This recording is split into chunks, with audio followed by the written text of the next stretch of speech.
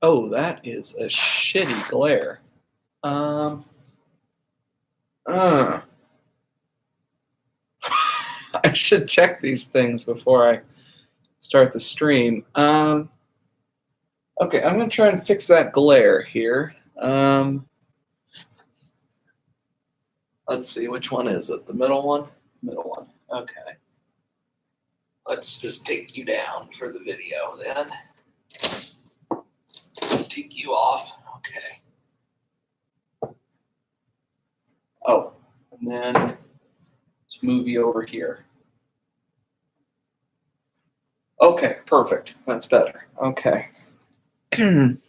Okay, now that the glare is off. So, hello and welcome to Unspooled. I'm your host, Isaac Coate. Today, doing, of course, if you read the title, the first half of July 2018, my movie review roundup for that, where I go through every movie I watched and I talk about them to some varying length. But this video, I decided to do it on this one instead of on the second half, because it looks like my second half video is going to be more lengthy in terms of movies I have to talk about than this one, though this one's a pretty long one too, but also I know I'm not doing anything else to contribute to this part of the video, so I'm going to do my July 2018 pickups as well in this stream. So this is probably going to be a lengthy one, so if you're inclined to sit in one sitting, this will probably be a 2-hour episode, 2-hour stream tonight. So, sit back, relax, get yourself a nice beverage of whatever it might be you enjoy, and sit in for the ride tonight. So I'm gonna start with the pickups because there's a little less of that. I'm not gonna do just the movies or just the TV shows. That is the primary dedication of this channel, is to my movie collection and stuff, which I'm gonna start doing those videos sometime soon. Don't worry, I'm doing other things for the Glide right now that I'm kind of preoccupied, but eventually I will get around to doing collection videos, don't worry. So I'm going to start with those. I am going to do books and some other things that I picked up this month. So we'll start with the movies and TV. Let's start with the movies because there's only 2 this month I picked up. This is actually 3 movies. Or 4, actually. This is actually 4 movies. But the one thing you'll learn, and if you watch my channel for a while, is I don't do pickup videos every month because I don't buy things every month. Like, not this kind of stuff. Just for various reasons. Mostly it's price point, But every now and then I love to go to half-price books here, and this month they had their coupons, so like Friday and Saturday it was 40% off your highest priced items, so like, okay, fuck it, I'll go. I didn't wait till Sunday when it's half off, because for me, with the stuff I buy, usually 40-50% isn't that big of a deal, because like I was doing the math and I'm like, I have to buy like a $300 item or something absurd like that to really make that extra 10% mean a whole lot. Like, as you'll see in a bit, the stuff I bought is like normally like $10. So it's like, I save $5 or I save $4 now, and there's a lot less people here. So, fuck it, that $1 ain't worth that much. And plus the drive to half-price books, the 2 I go to and back is, makes up for that $1, so it's not a big deal. I spend more than $1 driving there, so it's not that big of a deal for me to try and fight the half-off day crowd. So these 2 are from the clearance section, so these are $2 each for first Halloween Resurrection on DVD. I didn't have it yet, and I haven't completed this, that's why I picked this up. I don't think I've actually seen this Halloween ever before. Jamie Lee Curtis is back in this movie as well. So we'll see. I've not heard good things about this, but I'll give it a shot at some point. And the other another movie I picked up is this is a 3-pack called Psychotic Connection. So there's 3 horror films. The only reason I bought this is for the first one, which I kind of messed up a bit because I meant to look up the movie before I bought this, and then I walked up to the register, bought it, and then got out to the car and like, oh fuck, I forgot to look this up. Oh well, hopefully this movie was worth it. So the first movie in here is called Wes Craven's Chiller. So I was like, okay, I'm pretty sure that's just a Wes Craven produced movie. Maybe he wrote it too, because I know he didn't direct it, because I know there's nothing he directed called Chiller, at least as far as I could remember. I'm like, maybe he wrote that or produced it or something. I'll give it a shot. This also has Maniac and Gothic in it. So I don't know those other 2. I only bought it for the one that has Wes Craven's name attached to it. So we'll see if it was worth $2 at all. Probably not, but we'll see. So the next, everything was TV. So from Half Price Books here, also from the clearance section, this was $3, but it was worth it. Breaking Bad Season 2, I already had 1 and 3, so I needed to fill in 2. So I was willing to do that for $3. And the next 2 are the ones I spent my coupons on. I used my coupons on. So first, these are both obviously TV seasons, as I said. This was, I think, $12, so it was like 8 or so. Or no, sorry, this was 20, and then was 12 with the coupon. American Gods Season 1. I heard a lot of great things about the show as well as the book, so I thought I'd give it a try and see if I like it or not.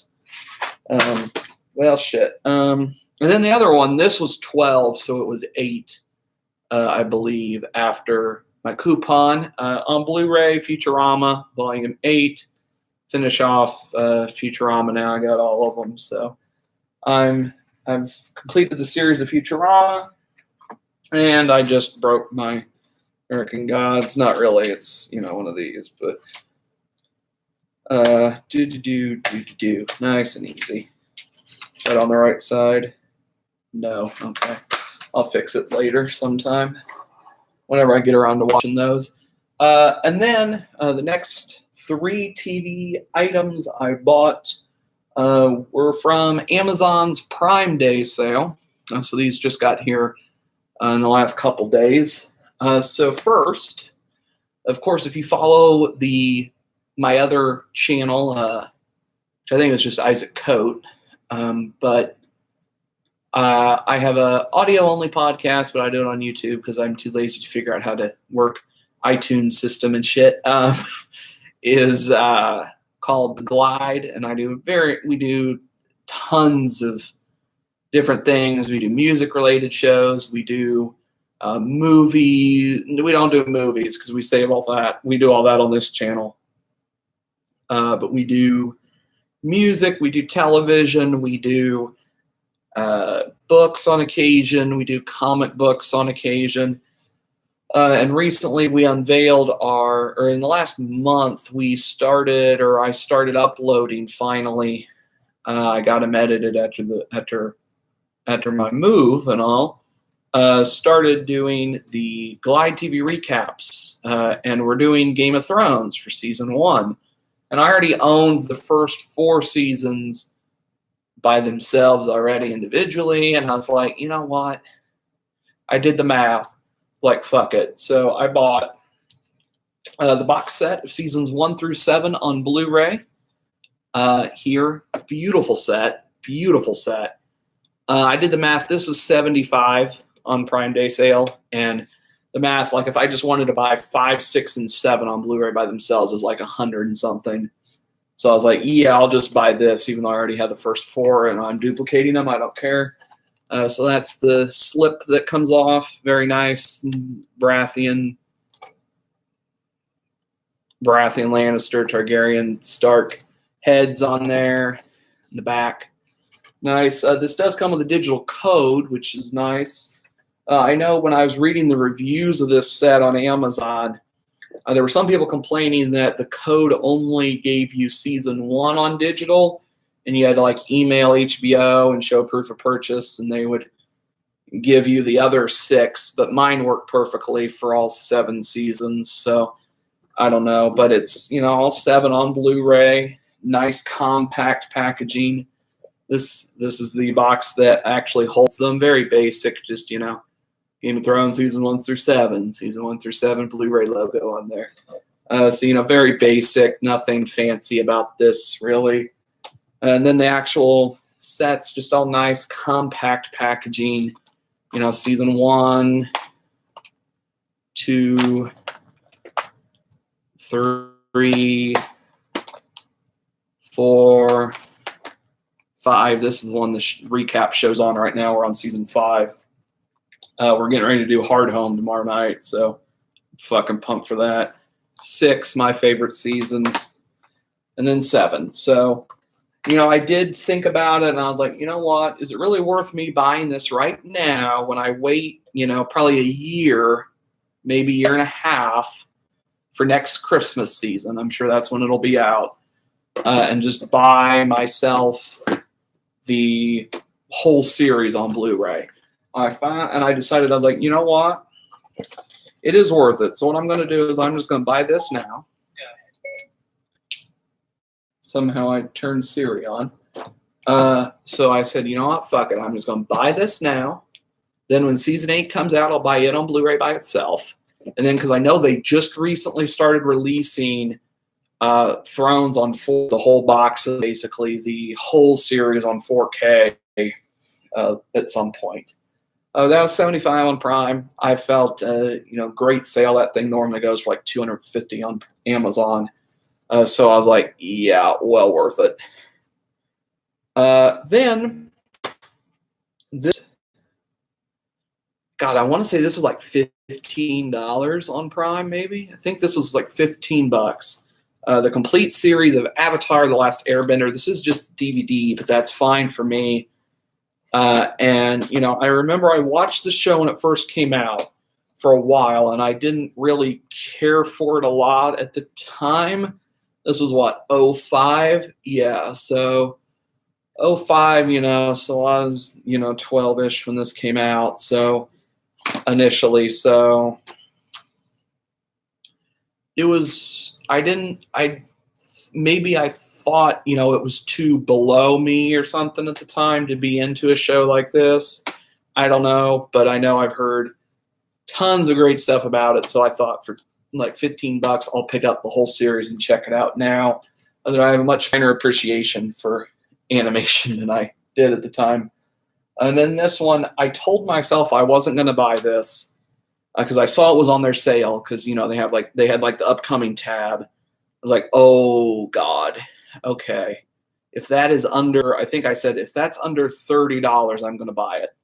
It was $35, and I said, fuck it, I'll buy it anyway.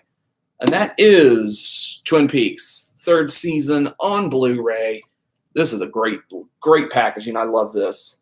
Like that comes out there. You have Cooper by himself. Then slides right out. And then nice packaging, all 8 discs here. And the one thing I really loved about this is the releasing of this is that discs 1 and 2, first 2 discs have, you know, episodes 1 and 2 and then 3 and 4 on them.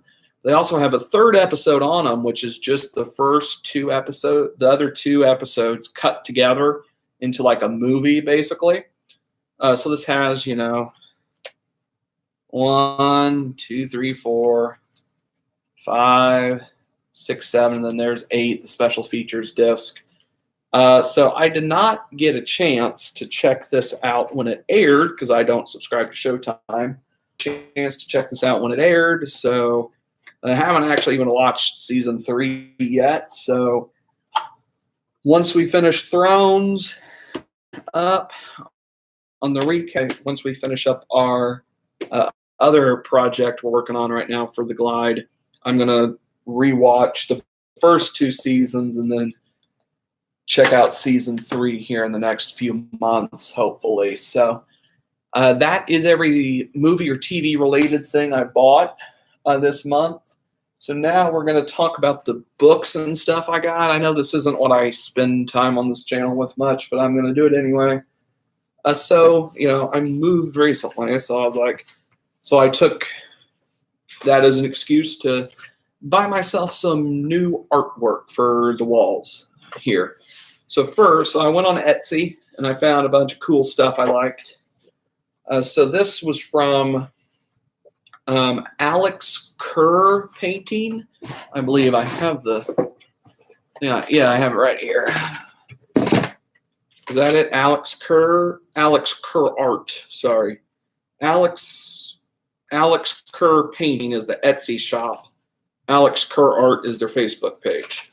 But they sent, this nice little thank you message with it, with, the other stuff they have for sale you could buy from them. So these are, this is a watercolor painting, it looks like, this is the Eerie from Thrones. This is kind of more the interpretation of how it's described in the books than how it's shown on the show. But this is beautiful. I really liked it. Looked really nice. Looks really great here in person. Haven't got it framed yet. Working on that, but looks really, really beautiful. I really, really like this piece here. So I don't remember how much any of these were, but this is my favorite that I got. The other stuff I got, I fucked up on. So apparently, I'm not blame the public school system here in America. I'm apparently not terribly great at visualizing sizes. So when Etsy, when the sellers were telling me, oh, this stuff is 8 by 11, I thought it was like giant, like those maps behind me. And then they got here and I'm like, oh shit, no, they're not. That's like 36 or something. I looked. So these are a lot tinier than I thought they were, but it's my mistake. But it's fine. These still, I really like them still anyway. So of course I had to buy some Thrones things. So this is a heavily inked printing. So if you're not current on Thrones, major spoiler for the season 7 finale. But this is a art rendering of the wall being taken down by the Night King, and I really liked the look of this print. I loved that moment on the show, so I thought, why not get an art print of it? This is from Sicario Arts on Etsy. These are all UK sellers. This one and the Eerie thing are UK sellers. So these took an extra week or two to get here because of, have to get through customs. Then this next stack, this is all from the same seller. This is from Pixel Nose Studios, I believe. And they're from Ireland. I know that. Anyway, so this deal of like 70 posters for $70 and 70 art prints for 77 for 70 on their art prints, which was a great deal because individually 7 of them were like 150, I think. So it's like basically half off. So I picked out 7 that I really liked the look of. So this, of course, is the wall. Which just looks really nice and, snowy, wintry look, really nice looking. Really like the look of that one. Then to go perfectly with my map of it that I have over there where you can't see at all, I have my map of King's Landing, so I had to get the art rendering of King's Landing, which looks really nice too there, hanging out on the hill, out on Aegon's High Hill, beautiful looking. Then from one of my favorite movies from a couple years ago, Arrival, with the alien ship floating barely above the water. Beautiful looking print there. One of my favorite movies, period, here, of Pan's Labyrinth. Just a beautiful, I love the colors on this one. So I had to pick that one up. Love the colors. And then had to pick up Twin Peaks. This one's pretty simple. This is definitely my least favorite of the designs, but it's still really nice looking. Looks really good. Then I had to get. Then I got Mordor from Lord of the Rings. Looked really nice, so I kind of picked this one up. And then because I'm a huge fan of the games, I had to pick up this one. This is Dark Souls 3. I was sad they didn't have any for the first game or kind of the series in general. They just had one specifically for 3, which I'm not entirely certain what part of the game this is supposed to be from. I know that's Anne Orlando up there at the top, but I can't really place this off the top of my head. Maybe that's the Demon Ruins and Anne Orlando or something. Can't really place it off the top of my head, but so those were $70 for those 7, which was a really nice deal. So that was that. Now, the books, I got a lot of books, kind of, not really, but sort of this month. So, ooh, there's still a glare. Oh, that'll take care of it, maybe. Yeah, that will. Okay, I'll have to do that. Okay. So, 2 stacks of books here. We'll do the first one. These I actually bought. So there's a bookstore here near me in the downtown area called, oh God, I forget what it's called now. I don't know. I didn't even know it was there. Saw someone pointed out or told me about them and said, yeah, you could go right now. They're having a like $10 per bag sale where you go in, they give you, like a Walmart plastic bag or whatever, and, fill it for $10, however many books you can fit in the bag, as many bags as you want. So I went in, I filled one bag. They didn't have a ton of stuff I was super into, because they didn't really have much in the way of sci-fi or fantasy, which is my main jam. And they had no graphic novels or comic books of any kind, which is my other main jam. So I found some stuff that seemed interesting and that I knew I would probably like, because I've liked other works, but they didn't have a ton of stuff, so I was struggling to fill my bag. So this is Virginia Woolf's Orlando I picked up.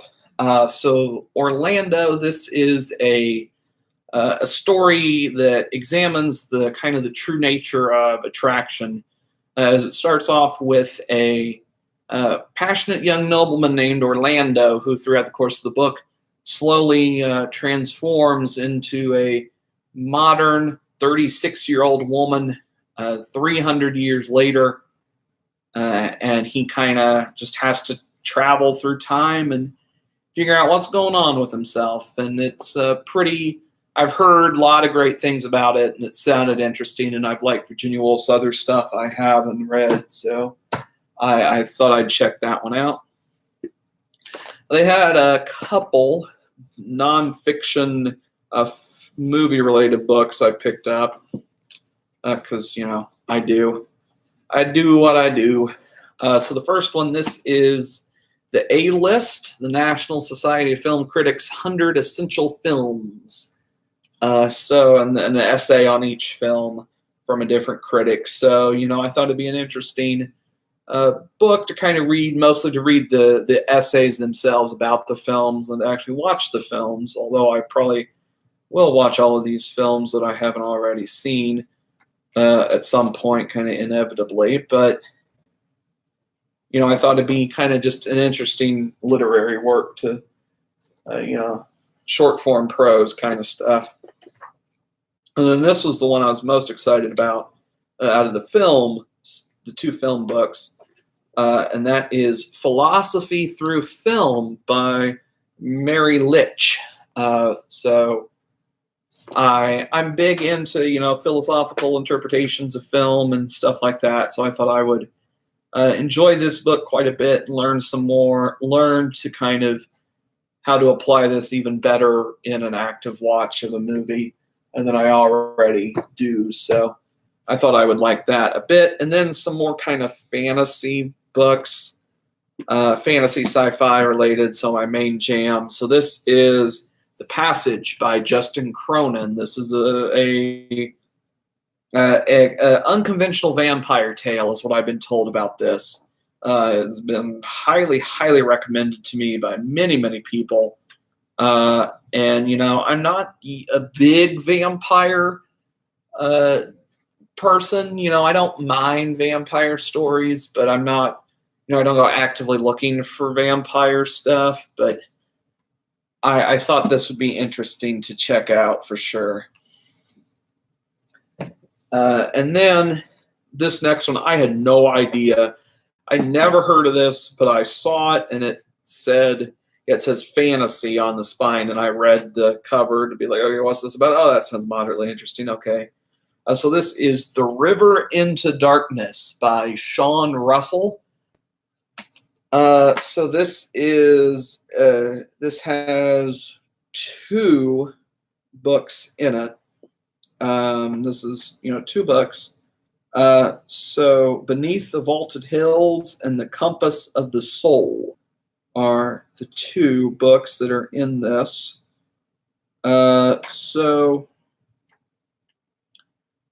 don't know. It sounded interesting. It's, kind of 2 different factions are trying to gain control of magic and kind of figure out how to, further the realm and stuff like that. So I'm kind of more into kind of more like political intrigue oriented fantasy works. So I thought that could be a interesting read at some point. And then the 3rd book in her Fortress series, C.J. Shera's Fortress of Dragons. Have the other 2. I only read the first one, Fortress in the Eye of Time, which was really good. I really liked it. I have Fortress of Owls, haven't gotten to it yet. So picked up Fortress of Dragons. Now, I will say this one did surprise me a bit in the cover because, now this is going to be really nerdy, but I don't give a shit. So the cover of this book here, okay? Growing up, I had and I still have it actually. I should have gotten it out for this, but oh well. I had a jigsaw puzzle that is the cover, that is literally this cover without, the book title and author bit on it, but just the actual artwork as a puzzle. And I've done that puzzle so many times because I loved that artwork, loved that picture a lot. So, I was going to pick this book up anyway, just because of, C.J. Shera and, the series I've liked so far, at least the first book. So that was an interesting find for me. And then the lone one I got at Half Price Books. This is another clearance section for $1. This is David Brin's Otherness, which is a short story collection of some David Brin stories. So enjoy his, what is that one? Sunbringer, I believe. I think that's the title off the top of my head. Sundiver. Sorry, it's right here in the cover. Sundiver. I love that one. Love that novel of his. So thought I'd check out some of his short story work here. Now this next stack of books is kind of a weird one. I don't need to talk much about any of this. You'll see why in a minute. Finally, I got the last of my shit from Portland moved here. So I had to go through the storage unit of like all kinds of books. And some of them I was like, I'm never going to read this. So again, or for the first time probably. So fuck it, here, Goodwill have it. So these are the ones I kept out of my storage unit. You'll see why pretty quickly. So this is Lord of the Rings, J.R. Tolkien. This is all 3 thrown together in one gigantic tome here. Have not read this in a long time, but hope to do so again sometime soon. This is what, 1,100 pages? Well, without the appendix, not the appendices. 1,008, yes. So 1,000 pages here. So, you know, one Thrones book. So definitely looking forward to rereading this at some point in time here. Had to keep this copy. This is a great copy. Really nice tome. Really heavy though. That, you know, this one kind of sucks if you want to take it anywhere with you, like to the beach or something. I don't know. I don't do any of that kind of shit. But, you know, if you're a traveling reader, this is not great because this is gigantic, but really heavy. Good workout though. You know, if you need a book for the gym to take with you, this could be a good workout for some bicep curls maybe. I guess that'd be forearm curls, not, well, yeah, bicep up there, I guess. Anywho, so the other series of 7 books that I picked, I kept from my storage unit was, of course, Harry Potter. So this is, of course, these are all the original hardcover releases of Philosopher's Stone. We're not in the UK, God. But yeah, Sorcerer's Stone, Chamber of Secrets, my favorite, Prisoner of Azkaban, and this is actually the last movie I liked, honestly. And honestly, you know, it's been a long time since I read the Harry Potter books.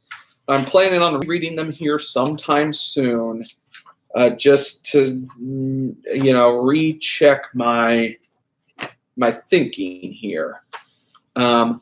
Honestly, Azkaban was the last book I liked. The first time I read these, God, 10 years ago. God, even longer than that, honestly. 15 years ago now, maybe. So it's been a long time. But on first read, Azkaban was the last book I actually liked. I have the rest, but that was the last one I liked. Goblet of Fire, because I kept hoping they were going to get back to being good. Goblet of Fire was okay. I enjoyed it at times, but I just thought it was okay. Then Order of the Phoenix. This is where she lost me. I was bored out of my mind in this book. I didn't like this one too much. I thought this was still passable, but I didn't care for it too much. Then I got to Half-Blood Prince. I fucking hated this book. I really did not like this one at all. I can't really tell you why, because it's been, when did this come out? Because I know I read this shortly after it came out, I think. Or no, it was 2005. No, I think I read this, in the wait between this one and 7 coming out is when I read the whole series for the first time. Because my parents bought all these because they liked the books. So they bought them for themselves to read. And then, you know, get me into it. And I liked the first 3. Again, 4 was iffy. 5 was iffy. 6 here, Half-Blood Prince. I did not like this one at all. But again, this was like 10 years ago, probably now. Yeah, this was probably like 10 years ago. I really want to reread these to see if, I'm older now and I'm more into reading in general. So let me try them again and see and I have a greater appreciation for fantasy stories in general. So let me try them again and see, was I just a misguided, jaded individual the first time reading them, or is this just not something I like? And then honestly, Deathly Hallows, I never finished it. I think I read, oh God, I don't even think I read half of this because I thought this was awful. Like, I think I read like maybe 100, 150 pages, and I gave up because I thought this was awful, honestly. I honestly did not like this at all. Back then, I really didn't like this. This came out in what, 07 maybe? 07, yes. So yeah, I read those other 6 like 12 years ago. So at the time, I hated this book. I think I read maybe 100, 150 pages and just stopped because I was so just not pissed, because it wasn't like I was heavily invested in the series, but I was just so bored, didn't know what the hell was going on, didn't particularly care, and was just like, this is so boring, so dumb, I'm done. But I'm definitely going to revisit those here in the coming year, hopefully, and hopefully read them all the way through, unless I, do not like them at all, and then I'll probably not do that, and I'll just probably stop, but I'm going to give them a try again. So that is everything I picked up. So let's get to the movies, what you're here for. So if you did not read the description, I will tell you now everything I'm going to talk about. So if you want to avoid spoilers for any of the following movies, either don't watch this video at all until you've seen the particular movie, or whenever I get to that one, make sure to stop listening for 2 to 5 minutes, dependent on the movie. So the movies I'm going to talk about here tonight: The Sword of Doom, Son of Batman, Superman versus the Elite, Wonder Woman, the animated one, not the live action one, Pacific Rim 2, Won't You Be My Neighbor, Beirut, Superman Unbound, Justice League Doom, 7 Days in Entebbe, The Room, yes, Tommy Wiseau, The Room, Sicario, the first one, Batman versus Two-Face, Batman versus Dracula, Hard to Be a God, which is a Russian movie, Sicario, Day of the Soldado, Superman Doomsday, Justice League The New Frontier, and Teen Titans The Judas Contract. So, as you see, lots of DC animated this first half of the month. Not so much in the second half yet, because my libraries ran out of the fucking things mostly, so some other stuff there now, which is fine, which is great. I like that. That's good. I'm finally done with DC animated that I've been able to find. So, The Sword of Doom. This came out in 1966. This is a Japanese film. So it's on Criterion. That's why I got this. I think this is one of my Netflix DVD shipments this month. So yeah, it was. It was on there kind of because there was nothing new from this year coming out around that time that I was interested in seeing at all from Netflix. And so I was like, okay, I like old Japanese stuff. I want to check out more of this kind of stuff. So, okay, I'll get this one. It's okay. I didn't like it that. The cinematography is gorgeous, gorgeous black and white cinematography. Just some beautiful shots in this movie. And the story's kind of unconventional in that you're following a character who has completely devoted his life to evil. He's, the protagonist, or he's the antagonist of most films. He's the protagonist to this one. He just goes around aimlessly murdering people for no real reason most of the time. I didn't find it all that compelling. Honestly, I figured that kind of a movie would be fairly compelling, kind of like, because that's kind of like The Dark Knight, but not really. It kind of is. Dark Knight, Joker's,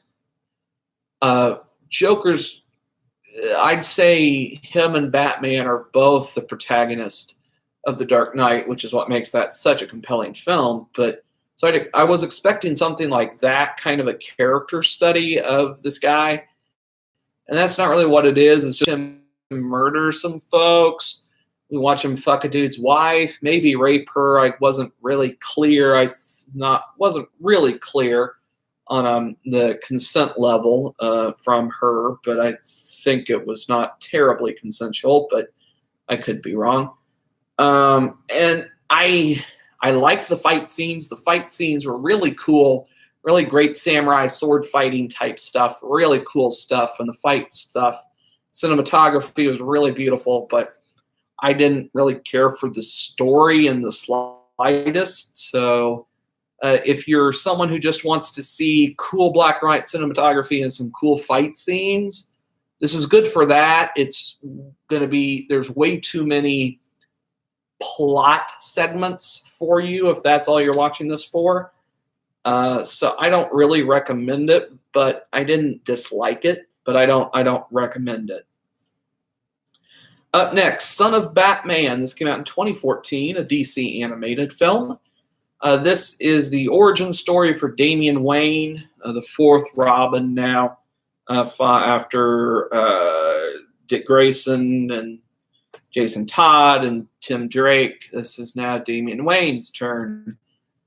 I liked this one. I didn't think it was incredible, but I liked it.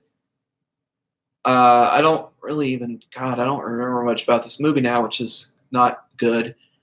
Not a good sign, but I liked it. I remember that. Let me pull up my short form review here, actually.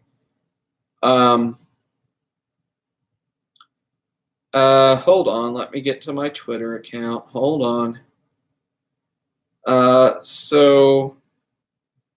Damian's an interesting character because he is officially Bruce that he has with Talia al Ghul, Raish's daughter. Son of Batman is a great origin for Damian, as well as a pretty decent exploration of the practical application of Batman's core philosophies. That's what I said.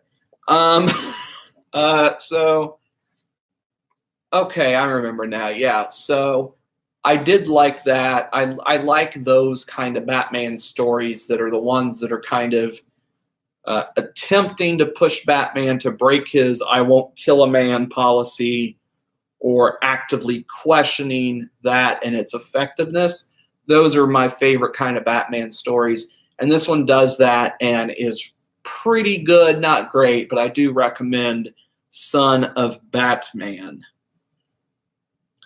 Up next, Superman versus the Elite from 2012. This does something very similar to that Son of Batman movie, but with Superman, as the Elite, led by Manchester Black, come into town and take over Metropolis as the new superheroes of Metropolis, as they're become very popular among the general populace and whatnot, for the fact that they're willing to straight up murder villains in a way Superman doesn't. Superman's not willing to do. And this kind of taps into, is really the hero we need because of his refusal to kill people, or is that actively damaging his heroic acts? And ultimately, of course, we come down to the side of that is what we need in a hero. In the best kind of a hero, that's the kind of morality we need in our heroes. And I found it to be a very fascinating character study and character exploration. and has an absolutely killer action sequence to end when Superman fights the Elite is just fucking incredible stuff there. So I loved Superman versus the Elite. Highly recommended. Up next, Wonder Woman from 2009. This is the animated film, not the live action one from last year. This is the animated one. And honestly, I liked this a lot more than I did the live action. This was it's the same movie, but this one in roughly half the time does more with Wonder Woman. It does. I thought the biggest downfall of the original Wonder Woman, there were a few of the live action, there were a couple of them. Having it set in World War I or II, I forget now, that and the whole thing on Themyscira being insanely boring and not really explaining how Diana came about, how the island was created, why it was created, all of that kind of stuff that they all left out. I thought that and being set in World War II, I think, was two giant downfalls of the live action adaptation. This one, it's set in modern day as of 2009, and explains why Themyscira was created, why the Amazons were placed there, how the island kind of works, how its magic works, how Diana came about as a child on the island with no men there, and kind of focuses a lot on her training to become Wonder Woman and makes that interesting. It does still introduce Steve Rogers, but he's a modern day pilot instead of World War era. So it's a lot more interesting. I found this to be a much more interesting plot and a very great adaptation of Wonder Woman's origins. I liked this film quite a lot. Highly recommend it. Up next, Pacific Rim Uprising from this year. Now, the first Pacific Rim I quite enjoyed a lot, as you would expect from, Guillermo. It was very entertaining, a lot of fun, super fun kaiju film. Now, this film is definitely worse. I did not like this one as much. Obviously, it's different. I believe directorial debut for Stephen DeKnight, I believe. But it is still pretty entertaining. It has some terrific action sequences, some great creature design work done. Charlie Day is having a fucking ball in this movie, and it is terrific. Charlie Day is great. Him, and I don't remember the other actor name, but the other doctor guy that works for the government or whatever, those two are just having a riot during this movie, and it is great. They know what movie they're in. They know they're in a ridiculous kaiju movie. John Boyega and the other people kind of think they're in a very serious character drama type movie with, giant robots fighting each other with swords. They still think they're in a super tense drama, I think. But they work. John Boyega works. The other people are okay. But the plot does get bogged down for, I'd say, the first 30 to 40 minutes is really boring, really dumb. Not like the good kind of dumb, like just really pointless kind of dumb. But then we start getting into super fun, ridiculous action sequences that they're silly. And that's the important thing to this kind of a movie, is if you know you're silly, it's fine. Because that was, to me, the thing that made like Rampage or Ready Player One or Wrinkle in Time. that made me despise those movies was they didn't know they were silly movies. They thought they were very serious. They're not. They're super silly, but they didn't know that, so it was just insanely boring. Pacific Rim here knows it's insane, knows it's silly, and fully embraces its own silliness, and that's what makes it a fun time, honestly, here. So the second one is not as good as the first, but I think is still worth a watch. Probably not worth a rewatch like the first one is, but I think the second one's worth at least a watch. So I will mildly recommend Pacific Rim Uprising. Up next, Won't You Be My Neighbor from this year. This is a documentary about Fred Rogers, Mr. Rogers' Neighborhood. This is fucking incredible. Loved it. If I counted documentaries in my actual movie ranking, which I don't, if I did for the year, this is oh God. This would probably be it'd be top 3. It'd be 2 or 3. I'm not sure if this would be above Paddington or not.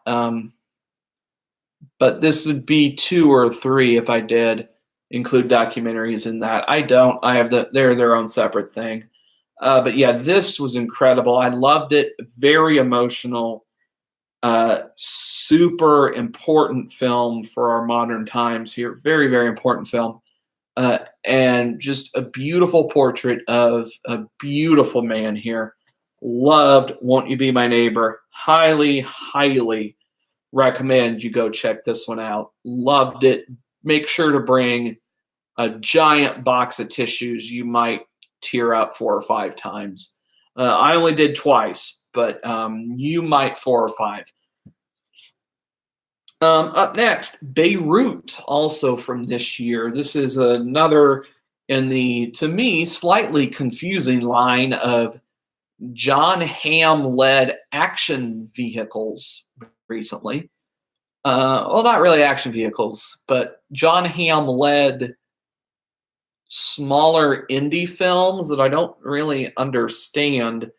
I don't really understand why a guy like John Hamm is doing these kind of smaller budget indie films. This one's not so much that way, but like Marjorie Prime from last year, I loved that. I loved the movie, but I'm not exactly sure why John Hamm is doing all these, but I'm not going to complain because the Beirut is okay. It has its moments of being a super tense spy thriller, but most of it's pretty lackluster.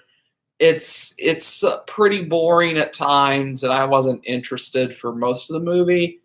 There are some very, very great moments, like the last standoff scene, the last like prisoner exchange is really fucking good.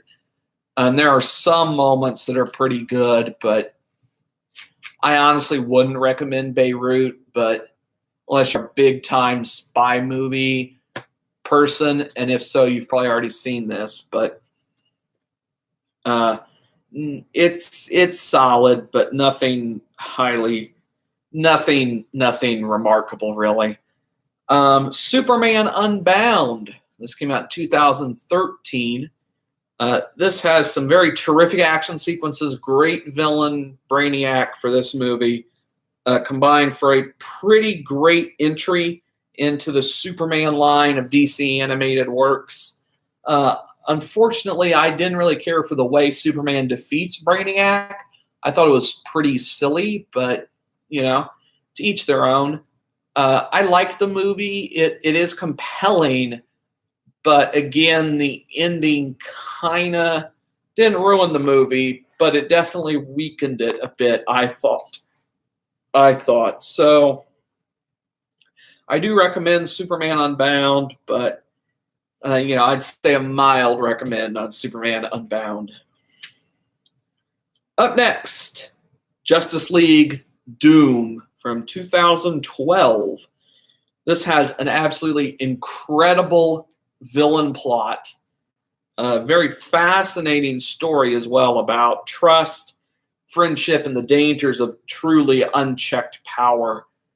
And this is just fucking incredible here. You have, oh God, what's his name? I forget now. The caveman character who's immortal. I forget his name, but him. So his plan is he steals Batman's contingency plans, because Batman has all of these plans put together for if it comes to it, if a member of the Justice League goes evil, he has a plan ready to go to kill that member of the Justice League. And so the caveman guy figures out a way to steal those plans from the Bat computer, which is honestly kind of silly, but it works for me. But he steals them and then proceeds to attempt to kill off the Justice League. All the members, Wonder Woman, Green Lantern, Superman, Batman, The Flash, Martian Manhunter, tries to kill all of them. And it kind of works for a little while, but it's I thought resolved beautifully, and I really loved this movie. This is probably one of my favorite DC animated films I've seen so far, so highly, highly recommend Justice League Doom. Up next, 7 Day from this year. This is a movie of two halves. Unfortunately, those halves occur concurrently. So half of this movie is a very fascinating and tense thriller that the motivations behind a hostage, quote-unquote, terrorist situation, which I found to be fascinating, that half of the movie. Unfortunately, the other half of the movie is this really boring military political drama, which resolves and then the whole movie resolves in this big action set piece raid thing that I really didn't care for. But half of this movie, roughly, I'd say, is really great, really interesting, and about an event, this hostage situation in Entebbe's airport or something that I'd never heard of before, I'd never heard of this situation before. I didn't, when it popped up at the start of the movie and said based on a true story, I'm like, oh, and they're hijacking a plane. Oh, God. Okay. 9/11, right? And then it's like, no, this is in the 70s. Like, what? Or the 80s, maybe. Like, huh? Okay, I've never heard of this, but okay, sure, let's go for it. Okay. So I found it to be very interesting, half of it at least. So I would recommend 7 Days in Entebbe, but feel free to fast forward through all the stuff involving like the Israeli prime minister and stuff. Feel free to fast forward through that part of the movie. But the stuff in the actual airport and the hostages and stuff, that stuff's fucking incredible to me. But the stuff with like the prime minister and the defense secretary or whatever, feel free to skip all that. Then you can honestly skip the last like 10 minutes when the army comes in to free the hostages. That part was really stupid, I thought. But, feel free to fast forward at times, but I do recommend 7 Days in Entebbe. Up next, The Room. Oh, God, yes. 2003. Oh, my God. I rewatched The Room. I've seen it before. Don't worry. This movie's awful in terms of technical ability. Actors are atrocious. The plot makes sense because there's not really much of one. But the script, there's no goddamn sense most of the time. The characters are basically non-existent. Like, I honestly, I'm pretty sure no one other than Tommy Wiseau might be able to tell you what relation does Denny have to the other characters. Like, it's clear, okay, so he's kind of like Tommy's, or what's Tommy's name in the movie? I don't remember now. But he's kind of Tommy's adopted son, sort of, in the movie. But, so I guess he's kind of explained, but there's this there's this one scene, like there's some of the stuff that I had forgotten because I haven't seen the movie for a couple of years. Like some of this I had forgotten where like they're like Tommy and Lisa's friends or whatever, they like come over to the house and just start fucking on the couch. I was like, wait, who are these people? I don't remember them at all. Who are they? Why are they in their house? Do they break into people's houses to just start fucking on their furniture randomly? What is this? There's a lot of just insane logic, stuff that makes no sense. And it is so fucking great, though. This movie is so entertaining, so much hilariousness in this film. I love The Room. It's an awful movie, awful in terms of quality, but is a fucking amazing work of art. Highly recommend The Room, and I'd imagine it's even better, if you're a drug person or an alcohol person. I'd imagine this movie's even better, drunk and or high, and with people around you to riff on it with. This is just an incredible experience for that. But even solo by yourself, completely sober in all aspects, is still an incredible viewing experience that you will not forget. Up next, Sicario, the first one, 2015. I'd say another viewing experience you will not forget. The first Sicario. Fucking Lord, this is incredible still. I saw it when it came out, but rewatched it for the sequel coming out like the next day after I watched this. So we'll talk about Sicario 2 later, as you heard. So this one, God, this was incredible, man. The plot is pretty simple, honestly, but that's fine. Cinematography is gorgeous. I mean, what do you expect from Roger Deakins? But cinematography is gorgeous. Denis Villeneuve just directs the fuck out of this movie.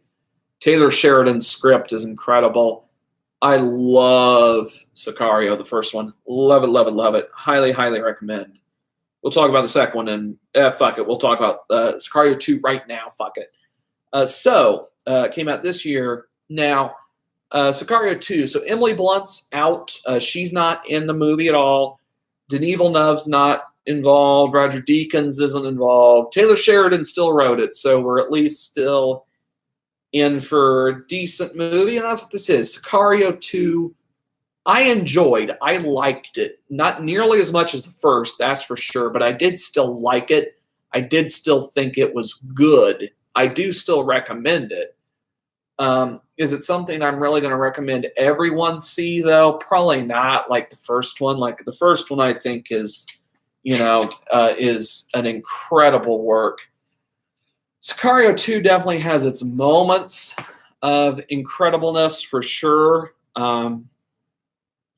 But it's definitely worse. The downgrade from Denis to Steven Salima, I think it's something Salima, I believe, is, a giant step down. Cinematography, I don't know who did it on this one, but you're going from Roger Deakins to someone who's not Roger Deakins, so of course it's going to be worse. And it is. The cinematography still has its moments, but is nowhere near as gorgeous and lush as the first movie, that's for sure. But I did still like Sicario 2. It does still have a very twisty, tense plot. I did still like it. I thought Benicio was incredible in this one. And they set up a third movie at the end. I'll tell you that. They do set up a third one. I honestly don't know if we're going to get a third movie or not. I hope we do, because I'm very intrigued to see where this is going. To see kind of the payoff of the third movie's arc that I can kind of guess, or at least we're going to start with it, given the ending of this one. But I'm very interested to see kind of where it would go. And I would assume the final film in the series, I would assume it'd be a trilogy. But I don't know if they're going to get it, just because I don't think this one performed terribly well at the box. I didn't think the first one did either, honestly. I don't really keep track. But unless it's a notable news story like, oh, Han Solo's bombing big time. But I still like Sicario 2. I do still recommend it. I don't think it's a must-see like the first, but I do still recommend it. So up next, Batman versus Two-Face from 2017. This is okay. It's way too long, which is a problem when it's 70 minutes. Is not a good sign. So this one is it's a throwback to the 60s show. They do bring back Adam West is voicing Batman. Burt Ward is voicing Robin in this movie. They have Shatner voice Two-Face in this movie. So they bring back most of the cast, and it attempts to be just a big episode of the 60s show with that kind of humor, that kind of villains, so very ridiculous, stupid villains that barely make any sense. So it's going for a lot of that kind of shit. And I will admit, the first 20 minutes of this, I loved it. I was laughing. I enjoyed the first 20 minutes. But then it was just more of the same shit for another hour. I was like, oh, God, please end. So it's good for a little bit, but it never gets beyond being, it never gets good. It's good for a while, but it gets really annoying really fast. So I don't really recommend Batman versus Two-Face. At least not the whole thing. Maybe watch the first 30 minutes and you kind of get the gist, but it's okay, I guess. It's just way too long and way too basically one jokey for me, but it's a passable film, but nothing I ever want to see again. Batman versus Dracula is next. This is from 2005, and yes, it is exactly what you'd expect. This is Batman fighting Count Dracula.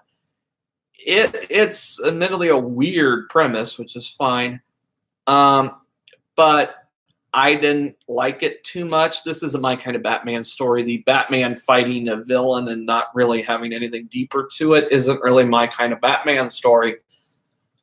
But, for being that, it's pretty good for that. If you're into that kind of stuff, you'll probably really like this. But it's a decent twist to a standard Batman story, but nothing I really cared for. But it's okay. Up next, Hard to Be a God. This came out in 2015. This is a Russian sort of sci-fi film. Oh God, this was another. This was another Netflix DVD shipment this month. I heard it was really good from people, so fuck it. I like weird art house shit, and yeah, this is some house shit. But it's 3 hours. Okay, it's a 3-hour film, which I don't have an issue with. I don't mind long things like that.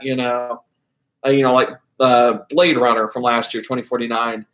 I honestly thought the movie could have been longer. I thought there was more stuff they should have done that I would have, and I probably would have liked the movie even more than I already did, which I love that one. But I thought it could have been longer. I really hope that Denis eventually puts out an extended cut of Blade Runner 2049. It's like a 3-hour cut. God, I would love that.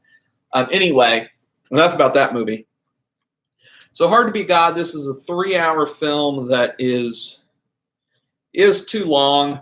A lot of it was fuck. Let me try to explain the premise. So the premise of this movie is a Star Trek episode I assume it's a Star Trek. I don't know for sure. I know this is a Stargate episode for sure.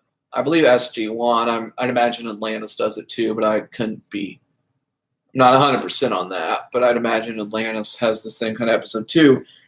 So the premise is these, astronauts, space explorers, find a planet that is just like Earth, except it's still in medieval times. And they try to not, fuck up the world to, dissuade them from progressing as, you'd expect them to. It's one of those, but that premise is around for maybe the first 10 minutes, and then they kind of forget about it and say, fuck it, you don't care about that. Let's just do basically a medieval fantasy story that's absurdly weird. And they do that because then you follow this like Baron or Prince or something character around for 3 hours, and he just does random shit basically.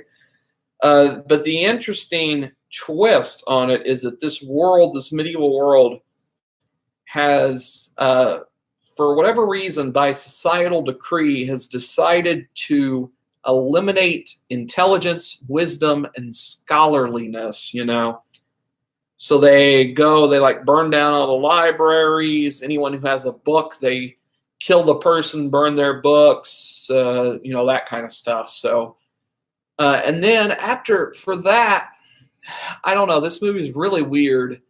It's really disgusting too, because there's a lot of sequences that are just really, I'd say unnecessary, but maybe they were. I don't really know. I honestly couldn't tell you what actually happens in this movie at this point.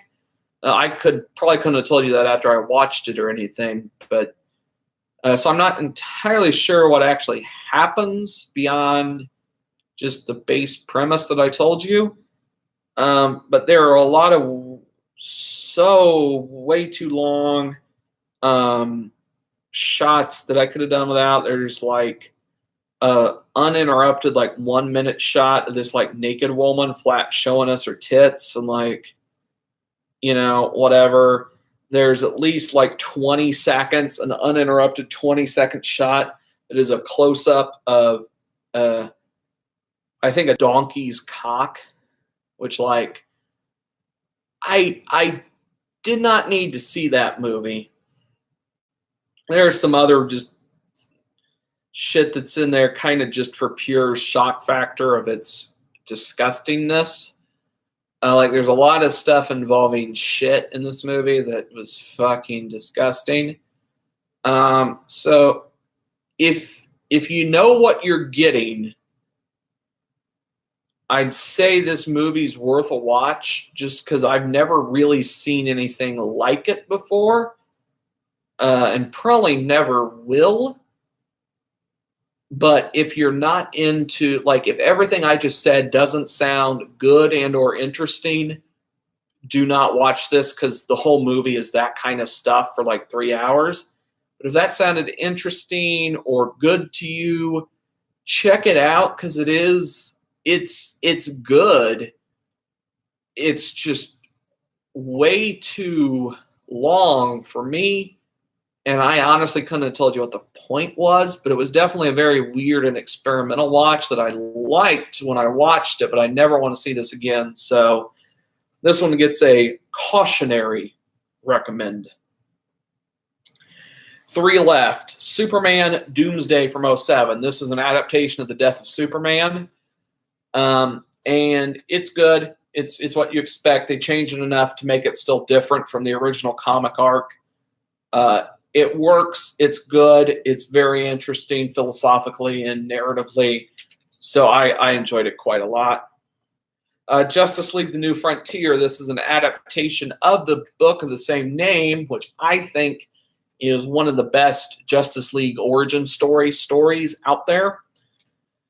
And I quite enjoyed it. The film looks really nice, kind of has a very distinct visual style to it and I like the story a lot.